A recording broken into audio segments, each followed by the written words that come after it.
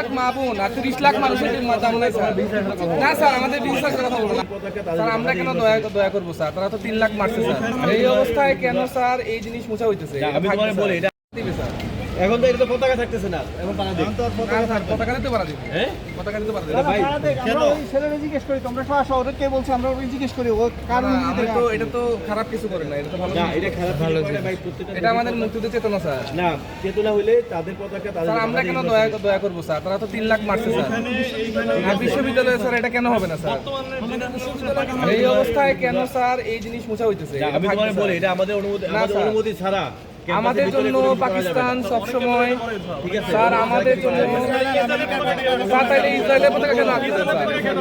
না ইসরায়েলের পতাকা কেন রাখতে দেন স্যার? তাইলে ইসরায়েলের পতাকা কেন রাখতে দেন স্যার? আপনারা পাকিস্তানের পতাকা কেন মুছলেন স্যার?